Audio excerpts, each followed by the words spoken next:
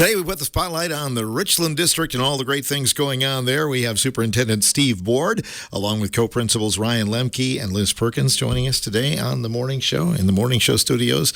Steve, we're here to talk about the last year, but also, boy, you got to shuffle the deck and get ready for the new year too, don't you? It doesn't take long. It's a great time to reflect on all the good things that did happen. I appreciate the intro because we really did have a great school year, and we've got a lot of great things going on with our district that we're really proud of. But we've always got one eye in the future as well, and we're already starting to plan for next year with budgets and in service and getting things ready to go. And it won't be long, and we'll be here discussing super registration and teachers coming in a few days and students coming in a few days, and then we're into homecoming and Thanksgiving and Christmas, and it'll just be a full cycle. So, but we're excited. We had a really, really great year, and we're proud of it. Yeah, it does go fast, though. I know we were here talking last August, and all of a sudden, here we are in June, and it's all just a vapor trail, basically. Yeah, right? It really is. I think that just generally speaking in life, I think the better things are going, the faster things go, right? And sometimes when you're struggling or you're going through different things, it's like the week can't get over quick enough, or the day can't get over quick enough. But so when we talk about how fast it seemed it went, I think that's really a tribute to our staff and our students and our parents, right, and our community for all the support, because it really does take a collective unit to make a successful school district, right? We've got this is a community school, this is a public school, and we've got an absolute fantastic staff. They don't get recognized enough for all of the great things that they do, and it's not just the great public things that they do that's visible. It's all the things behind the scenes. It's staying up late, right, and grading papers or getting feedback to students, or planning an event, or things that they don't have to do contractually that they're doing to benefit our students, which then benefits our families, which then benefits our community, and it then benefits our school. It's just a cyclical thing. And so great staff. And I tell you, our students are really, really top notch as well. I would put our student body, our 1,200 kids, up against any 1,200 kids in the nation. And, do we have, things that go on, shenanigans? Sure. Every school district does. But I'll tell you, we have some absolutely fantastic kids, pre-K through seniors. And we just recently had graduation. It's just such an honor to sit up there on the stage and listening to student speakers introduce their peers, or introduce adults, and how just articulate they are, and how confident they are, and how excited they are, and then to see each one of them walk across the stage and shake hands with every one of them, and just so proud of them and all of the accomplishments. But again, that moment is a culmination of 14 years of education, and it's just exciting. It's just a cool thing. It's a cool thing to be part of our community and our school district right now, and we're really proud of it. We had a chance to highlight every aspect of the district this last year on the show, but your partner school and some of the things that are going on, you guys have really been, I guess, trailblazers in some respects in education. It's worked out really well for you. Yeah, I appreciate that. I think it's important for school districts. We've talked about this over the last couple of years, for school districts to really start to think outside the box, and not try to force every kid in the same pathway, in the same way that we did school when we were in school, 10 years ago. I think you and I were in school, maybe 15, maybe a little bit more than that. But to try to be innovative, and there's a risk when you do that, right? We didn't know if some of these things were going to be huge successes, which I think they have been, or if they're epic failures. And anywhere in between, right? There's a learning opportunity for us, and can we tweak and make things better? But I think some of the things that we've been able to do, again, with the help of a tremendous amount of people, but our partner school has been very well received. I know there was some apprehension when we first started that a few years ago, like, okay, this is going to be a place for troubled kids. Well, no, it's not a place for troubled kids. Alternative school is not a place for troubled kids. It's a place for students to learn and do school a little differently than the traditional model, and that's exactly what they've been able to do at the partner school. Get some really, really good community connections and partnerships with the community, and then to be able to revamp our online program. Our old model of the Richland Online Academy, it was innovative at the time. I believe it started in 2016, but when you looked at whether or not it was successful for our students. It was not, right? I mean, we had a really high number of students that, quite frankly, failed, right? And didn't do well academically. And we're like, this is not helping kids, right? And so we peeled it way back a couple of years ago, and then last year we were able to kind of revamp it into what's called the Hive, the online program. We've got a couple of in-person instructors that help students online, and I think that's the key component. Some of the other online programs that we have, kids are just students. They're not all kids, but they're left having to do school on their own, right? And if they're not intrinsically motivated to sit down and try to spend 4, 5, 6 hours of school every day, they fall behind quickly. And that's what we saw in our old model. By having an in-person person or a live person, not just in person, they can meet virtually as well, but that accountability piece and that person to go to, that when a student gets stuck, they have a resource that they can go to. That has been a huge game changer, and our online program looks like it will be well over 100 students next year, growing faster than we've ever thought it was, and most importantly, our students are successful in that program. It's not 70% of the classes are getting D's or F's and failing. It's 90% of our kids are being highly successful in these programs. And it's just a couple of the examples. We've got an alternative program off campus that has been highly successful with some wonderful staff. And then again, even the things going on in the building, Phil, we've got alternative programming within our traditional schools. And so we're able to give kids options to be successful, and again, ways that maybe we didn't do school in 25 years ago. And I think that has really been what has been unique about the Richland School District in the last 4 or 5 years is there's been some innovative thinking, been some risk taking, and some really, really good people who are passionate about student learning and student success to make these things go. A couple of years ago, you introduced the concept of co-principals, and that's not a common thing either, but it seems to have worked out very well for you. Yeah, I tell you, I was just talking to Aaron Midham, a good friend of mine, used to work for the Richland School District principal at Kickapoo last night at a summer basketball game.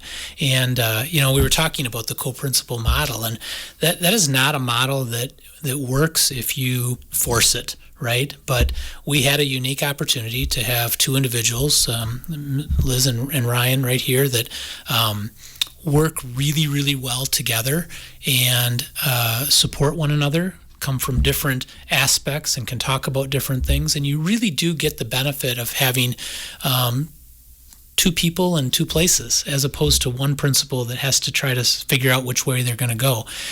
And also having the support of each other to be able to bounce ideas off of and to talk about. So this is a model that I would not necessarily recommend if it wasn't these two people, right? If we had to just say we're going to go with a co-principal model at school XYZ and we're just going to try to hire two people, that doesn't work in that fashion. But when you have two people that work as closely together as these two do, it was a risk, right? And we didn't know exactly how it would work, but it's worked out fantastic. And I can't believe that it could have worked out any better than it did. And again, that's a tribute to these two. Well, I'm glad you brought them along today. We put them on the spot. I am too, yeah.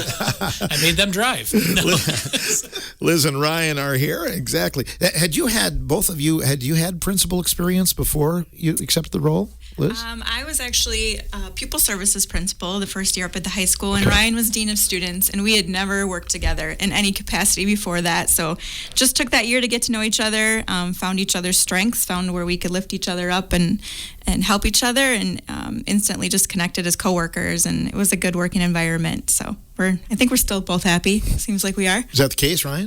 Yeah, definitely very, very happy with how everything's went, and we'll continue to go. And it's funny like that when this all became real, we sat down and we're like, all right, what's going to happen when one of us disagrees on something? And I don't really know if that's really happened to this point where we've disagreed so much on where we've stuck our heels in. Like, we've always come to a decision, and we always are focused on keeping student and staff interests in mind first and foremost. And as long as we're making decisions with that in mind, everything seems to work out. So it's been great. To echo Liz's point, like, we didn't know each other at all in the community, at work at all, and we just kind of started working together, figured out we have like mindsets in a lot of ways and different in good ways too. And so it's worked out great. Is it kind of a good cop, bad cop thing, Liz, or how does it work? Sometimes we're very cautious about that, so we call it getting mommed and dadded sometimes. So it doesn't happen too often, though. I feel like our students and our parents respect the role. If they talk to one of us and not the other, they typically will just go with, what that conversation was. But we're mindful of that, so that's helpful too. Communication is big. Yeah, communication is huge, but in the same breath, it's nice when students feel more comfortable with Liz and they go to her to talk to her, feel more comfortable with me and they come to me and talk to me. That's beneficial for our student because that puts them in a good environment where they're able to share their thoughts without being uncomfortable about anything. And the same thing is true for parents and community members and staff members, right? Everyone has a certain comfort level with everybody and who they feel more comfortable with. That's important for them to be able to come to us. So we pride ourselves in that. We have an open door policy with students, staff, parents, and community members, and it seems to work well. And again, if Liz or I are out, then one of us has to jump in there, and that's okay. But like Liz said, communication is huge for that. So we know what's going on with every situation. This last year was somewhat of a transition with the whole cell phone policy, and I know that's kind of coming into law officially this summer for all districts. But again, Richland Center took the forefront. How did that go last year, Liz? It's been really great. Our students have done wonderful with it. We couldn't be happier, and we encourage it. When we meet with other principals in our conference, we meet with them about once a month, and they've started to jump on this and ask for our policy too, so they can look at it and follow along. But it's been so great for our kids just to see them even in the lunchroom. During lunch, they used to be staring at their phones and, take a bite here and there and not even finish their lunches. And now they're finishing their lunches. They're talking with their peers and they just seem happier. They just seem like happier kids, and we really haven't had much pushback at all this year. What about the teachers, though? Was it harder for the teachers or the students, Ryan? The teachers were all on board with this change, so there was no issues with them being concerned about this. Definitely harder on the students initially, but I think after about a month, it just became the norm, right? And students were really respectful of the expectations and knew what they had to do with their cell phone when they got to school, so it worked out great. I had a funny comment from one of my baseball players this last spring. He's a senior 3-sport athlete, and he was on his phone to start practice. I'm like, oh yeah, get it in before practice starts. He's like, yeah, because he made a joke and was laughing. He said, yeah, you're prison up there. I can't have my phone out. And we laughed, and he turns around and he said, actually, I really like that. I've liked this rule a lot because it lets me hang out with my friends and get to know people better. So hearing that from an 18-year-old that is in the way out of high school after they've been able to have their phone for the last 10 years or whatever in school was pretty awesome and powerful comment to hear from the student body that they didn't like it initially, but they've come around, and I'm sure there's still some students that would disagree with that statement, but for the most part I think they're good with it. Good deal. But let's talk about spring sports a little bit. Baseball, your team, I think sometimes a good way to gauge of a successful season is if you're improving, still improving at the end. And your team probably improved as much as any you've coached, didn't it? Yeah, absolutely. Without a doubt. I mean, we started 1-9 in the state of Wisconsin, which was rough. And we were in a lot of close games, but could never get on in the win column there early. And then everything seemed to click at a great time. We went over to Valley and played a really good game against them and turned it around. And in the last 11 games in the regular season, we went 9-2. And then even so, we were seeded a 13 seed out of 14 in the playoffs. And we went to Mount Horeb and beat them in the first round. And it's been really, really great to see that group of boys take a step in the right direction. It's all about adversity. One of the messages that I had, and this is what we strive to do in the district, is to get them career and college ready. And one of the messages, after halfway through this kind of turnaround, was just overcoming this adversity that we faced. And they had the opportunity to just lay down and like, this is it. This stinks. This is a rough season. We'll try again next year. But they didn't. They put the pedal to the metal and turned it around and really grinded it out. And that same aspect of overcoming adversity is going to be needed in every aspect of life. And that was kind of the message, whether it's your job and things are rough or your family or your marriage or whatever. It's always important to keep going and work hard. And things are going to get better. And you have to remember that and just keep grinding away at it. And that's what they've done. So they've improved tremendously. But, I say spring sports as a whole this year was just a really successful spring for Richland School District and our student athletes. So it's been really awesome to be a part of it. I think a good way to judge it is participation. And it seemed like every sport had players, maybe more than enough in some cases. Yeah, which is a good problem to have.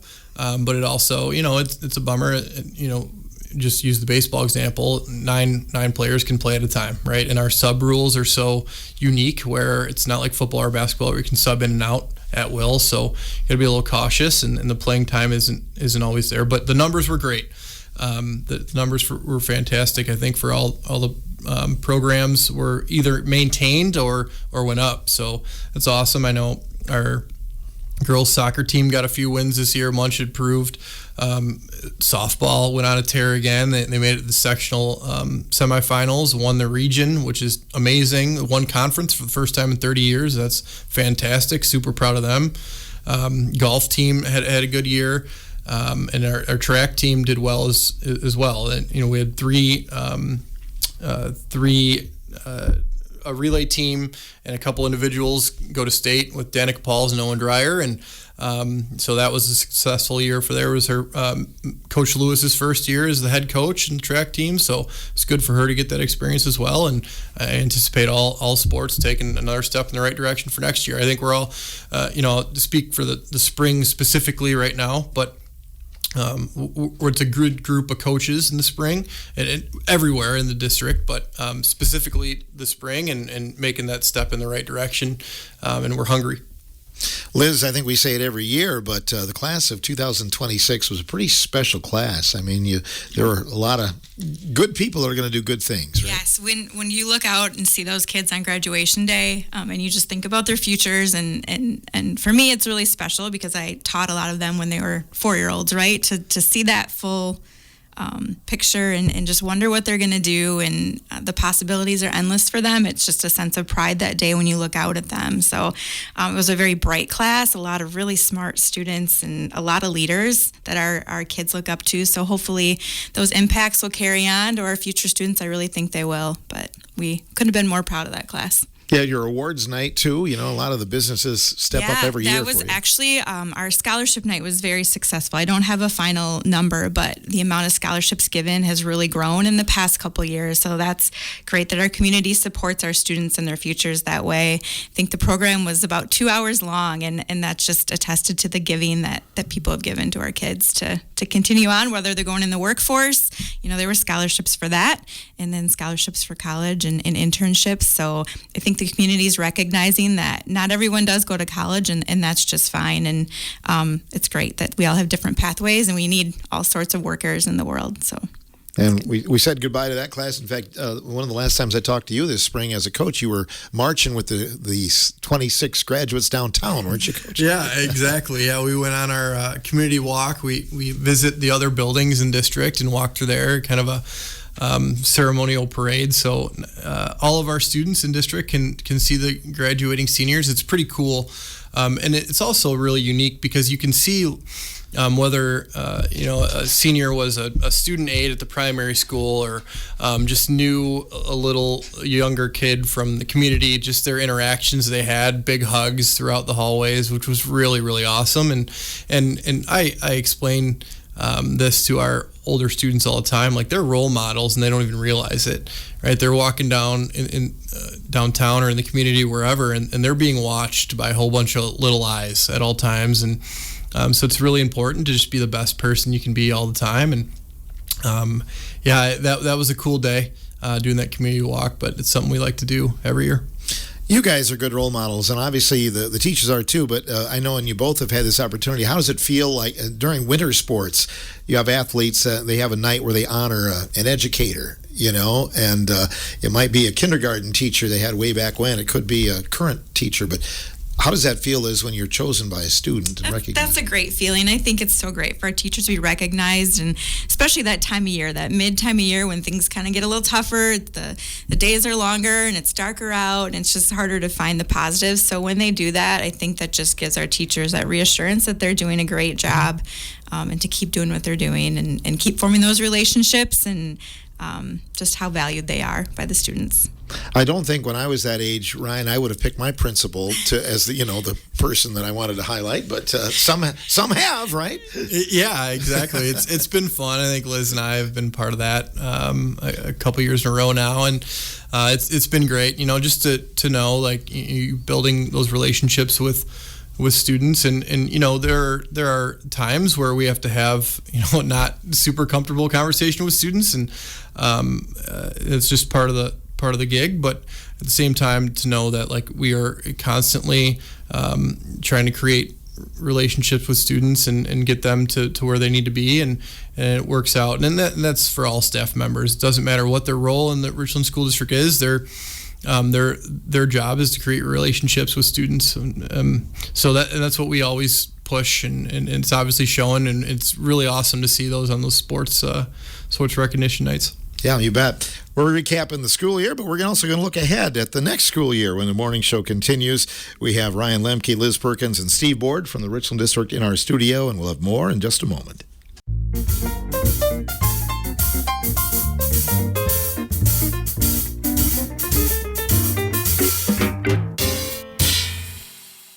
We're back on the morning show today talking about the Richland School District. Steve Board is here, the superintendent. We want to talk a little about construction. What's actually going on this summer? Yeah, boy, there's a lot going on right now. If you drive by any of our schools, you're going to see quite a bit of work. Most of the work that was scheduled to be done at the primary school, that all happened last summer. Just to let the public know, there's been a little bit of work that's still being done down there. Most specifically, I've had a couple of phone calls on why are they digging up the pavement that they just put in last year.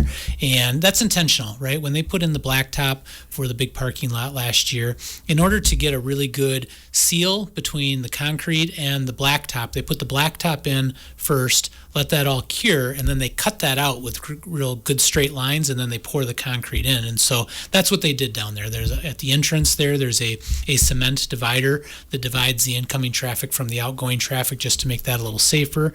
So again, that was all intentional. And then here in the near future, you're going to see us digging up a little bit of space in front of the building as we add some additional parking stalls. Our board recently approved adding some additional stalls. I think we'll get 11 or 12 stalls in the front of the building, which should help just alleviate parking just a little bit more at that building, especially as we move to an all-day, everyday 4K next year, where we're just going to need all the parking that we can get, because it is pretty tight down there, and that's a good thing, right, when everything's full. But just to let people know that was all intentional. Intermediate school, that is going through the same kind of things that we went through at the primary school last year, excluding we don't have any foundational work that needs to be done, right? The primary school had those 5K kindergarten rooms that needed to be kind of really demolished and rebuilt. That doesn't need to happen at the intermediate school, but all full lighting, full bathroom remodels, HVAC being put in throughout our buildings. And when that is done, all of our buildings will then have climate control, both heating and cooling, which creates just a stable and learning environment for all of our students, whether it's summer school or just those hot days in September or in May that we might have. So that's going on. A lot of parking lot being done at the intermediate school as well. With that being said, the entrance to the typical normal entrance to the intermediate school coming off of County Road RC, that is closed right now, and it will be closed for on and off here for the next week to 10 days or so. And so folks will have to enter the intermediate school off of Highway 80 heading south. as Liz mentioned earlier, all of our buildings are open, and so Mr. Armijo and our admin assistant at the intermediate school, they will be there. They're not in the building, or excuse me, they're not in the main office. They're still in the building in a different room, so they'll have to follow signage. If it's time sensitive and someone needs to get down there, we encourage them, go down there. Just make sure that you enter off of the Highway 80. Yes, there's a sign that says do not enter, but that's where you're going to need to enter and exit. If it can wait, I would encourage people maybe wait another week to 10 days because they will have that entrance off of RC. And it's just a little safer, right? Stopping on Highway 80, waiting to turn left if you're heading south is just a little problematic. That's why it's typically not an entrance. But if they have to, go ahead. If they can wait, that's fine too. But they certainly can go down there. They won't be able to get a tour of the building. There's a lot of renovation being done down there. Band room is being renovated. All the rooms, as I mentioned, are getting HVAC, lighting throughout all of the building, a lot of floor work being done in the hallway, as well as painting and things like that going on. So a lot of work being done at the intermediate school. That's really going to get not only an infrastructure overhaul, but a cosmetic overhaul as well on the inside. And at the high school, all of our parking lots are being redone. Those parking lots, Phil, I think they're about 10 years overdue on where they should have been remodeled or redone. There are some pretty deep potholes in there, and you can only fill them so many times, and it's just problematic. So that's getting redone. Right now, folks can park in Lot A, which is kind of our staff parking lot by the gymnasium. That's the only lot that's available right now, really probably through the end of June. I think once we get to July, they'll be able to park in some other spots on the new blacktop. So if they've got to enter the high school, they can enter or park in Lot A. They'll have to follow the signs kind of on the inside of the fence to walk around the front of the building and enter where the high school has been relocated in our guidance suite. If folks are coming for summer league events, whether it's basketball or volleyball or those kinds of things, in the evening the main doors will be open for those kinds of things for folks to enter. At least we're going to try to keep those open as much as possible. And then food service pickup, right? That's a big thing. In fact, Jody Pretch, our food service director, who joined me here a couple times that I was here ago, she sent out an email that our first week we had 758 sign-ups, which was over 10,000 meals that they prepared last week and will be preparing every week, and that is a record for us. We were hoping to get 800 at some point during the year, and we're going to probably be at 800 this week. Still plenty of time for folks to sign up if they want to take advantage of that. The way that folks will pick it up, it will be done in the back, and they're just going to have to follow the signage. We encourage them to enter off of Covered Bridge Road and come in along the back side there and pick it up. That may change just depending on when and where they're doing construction, and we'll make sure that we get that to WRCO and put that on our Facebook page and our district site, as well as trying to email folks. So if you're signed up for summer food service, check your email periodically to make sure that you've got the most recent instructions on where to pick up. But that next pickup will be tomorrow. Again, 10,000 meals a week serving our community. I mean, that's incredible. What a great benefit for our families. And again, anybody that lives in our district, age 0 to 18, is eligible for these meals. And so there's no application that you've got to fill out. There's no certain criteria that you've got to fit other than being a resident of our school and 0 to 18. That's the only criteria.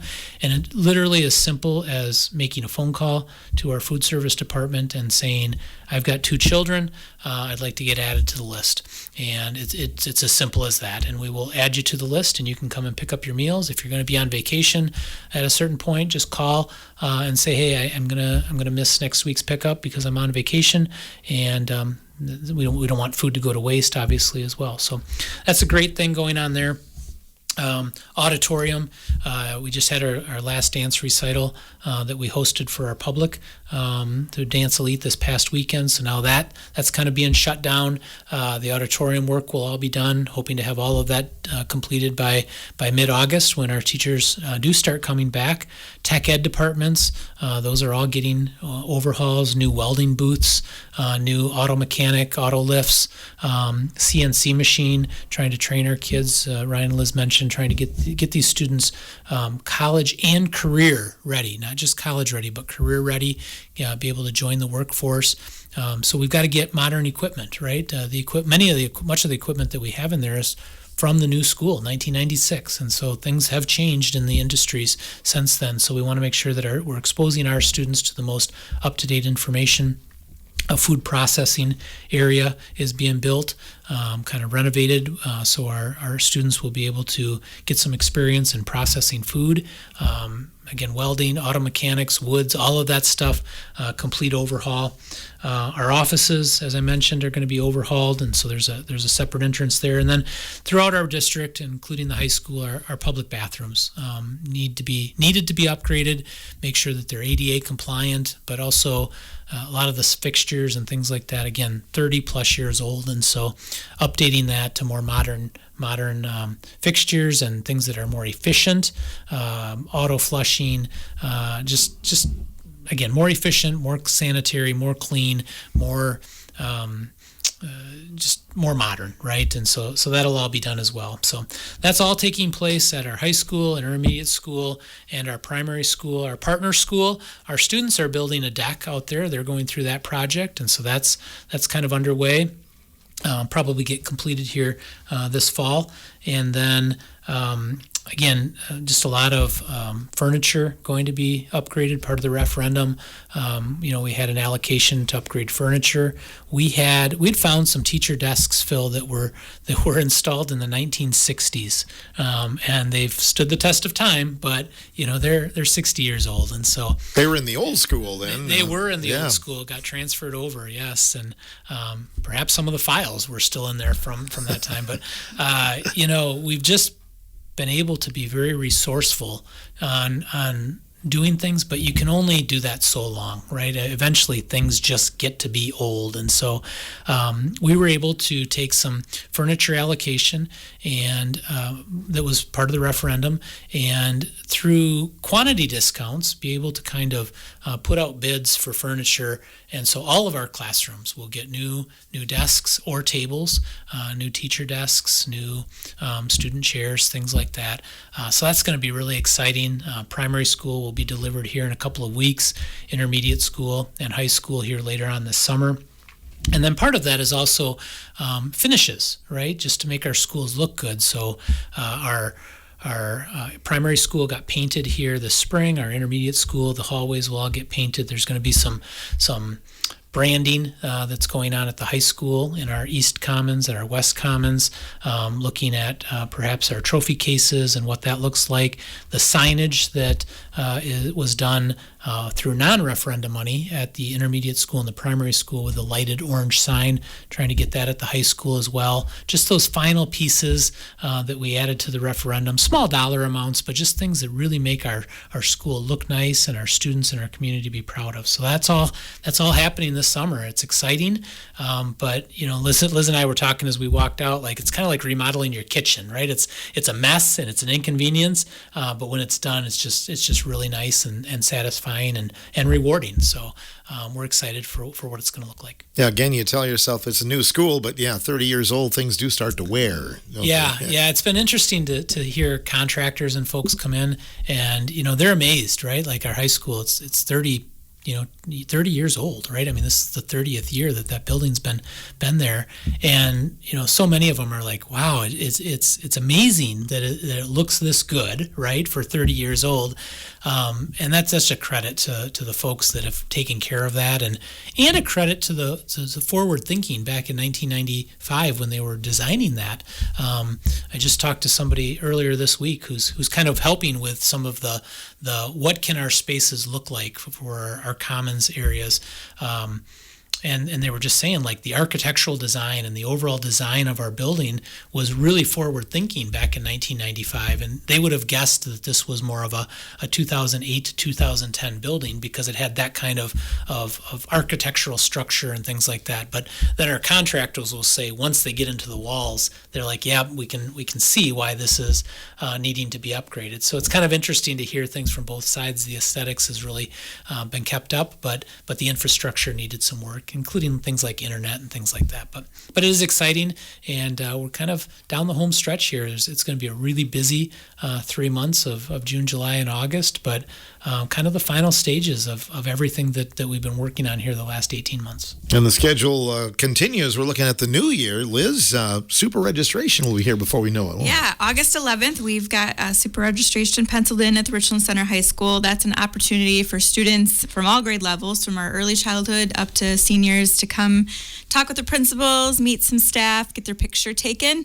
If they want to get their picture taken before school starts so that they have their hair and their outfits ready and nothing gets messed up. I especially know those younger levels, if they have recess before their pictures, it's always not a great thing. So it's nice to get your pictures taken on a day when your family can be present and make sure that everything looks good.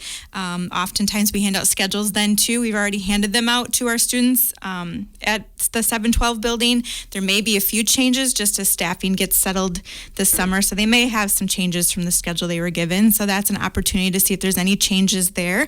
And then also looking ahead, homecoming is later this year. It's October 16th. So we just want the community to know that, because there's a lot of participation, whether it's in parades, and that'll be a little later, and it will not fall on the same weekend this year as Center Color Fest. So that's exciting to have a couple weekends to look forward to in the community. Right. You don't have any control over that. It's where the home football games fall, isn't it? That's always a question. And in the past, it's fallen on that same weekend, and people call and say, why is that happening? And it's happening because that's just how the games are scheduled. We have to go with that Friday football game that seems most appropriate around that time of year. So there won't be two parades the same weekend in Richland Center this year. Yes, then. yep. So, It'll be in different dates, so Right. it'll be good. And if someone is interested in the district, Ryan, tours are always welcome, right? Absolutely. Come see us. We love showing off our space. Obviously, Mr. Board mentioned that a lot of construction going on, but we'll specifically at the high school, we'll show you around what we can.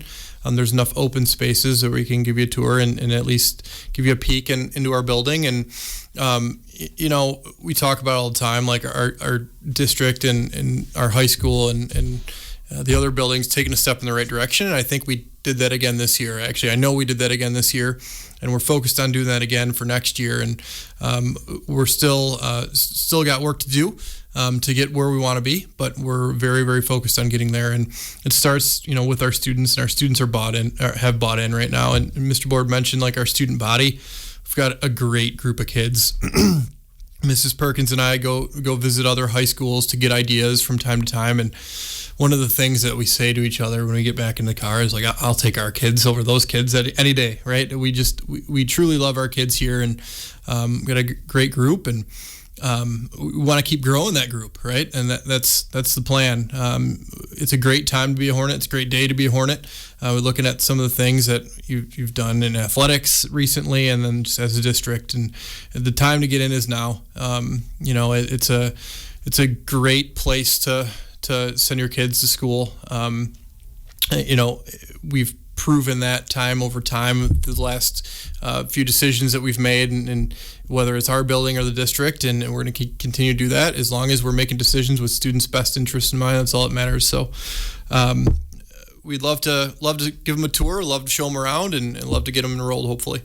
The summer construction, as mentioned, does that affect any of the schedule for like the weight room and things like that, or is that still happening? Yeah, it's still happening. The entrance, it will be a little bit different. The students will entrance in the back of the building, kind of by where our trainer's office is, and back part of the gym. So their entrance and exit is a little different. There's still park in Lot A, which is our staff lot during the school year. So, but yeah, still going on. We encourage all of our student athletes to get into the weight room, and also if they're a student that's interested in the Richland School District and is an athlete, and knowing like I know I'm going to go there next year, please contact us, because we gotta make sure that you get in contact with the sports that your child plays, and get them in logged into the sports U groups and things like that. So summer sports is gearing up, is starting, has already started in some ways. So it's really important that or incoming freshmen. Incoming freshman is the other big part there. If you're an incoming freshman or a parent of an incoming freshman, that your son or daughter is going to play a sport. contact us, and we're happy to get you the Sports U code for that sports page, so you get all the information on when things are going on. You don't want to miss out because of not being informed. So we're happy to help with that as well. One final thing for the class of 2026, Brady Dosh and Liam Fingerson will be in the All-Star, the Shriner football game, and some of your coaches will be there as well, right? That's right. Super excited for that. I'm hoping to get up there. Just the representation from Richland Center is fantastic. Coach Troxel, Coach Clerkin are in it, as well as Brady and Liam. So it's awesome to see them up there, and we're really excited about it. The class of 2026 as a whole is a great group. I think Mrs. Perkins was mentioning it earlier. At graduation, I was thinking to myself, I'm like, there's about 10 of them sitting here that I'd be okay with being the president of the United States, right? And that's a pretty awesome thing. We're really going to miss the group, and obviously, a couple seniors still have a couple more events going, but super excited for that to happen. Anything else you'd like to add, Liz? No, just know that we're around this summer, and we are open to conversations or just showing off our district, and we're just really excited for the fall. And this is kind of a downslide for us right now, just coming down from having students and teachers surrounding us to not is a little bit hard for us, but we're adjusting and getting ready for the fall and excited. You both look well rested today. So. Yeah, it's a different busy. It's a different busy in the summer for us. So, but we're always ready for students and staff. Appreciate it. Steve, anything else you wanted to add this morning? Just two quick things. I know we're up against time. One, we've mentioned here new enrollments. We're always open to that. We've already enrolled 72 new students for next year, which is just incredible. I think we've got a 9-day streak going of new enrollments every day, and we've already had one today. So that's great. But then also just a little teaser here on the 24th. I know we've been talking last few times about the strategic planning that's been going on. Our steering committee met for the final time this past Monday, and they're going to be presenting to the board on the 24th of June their recommendation for our plan.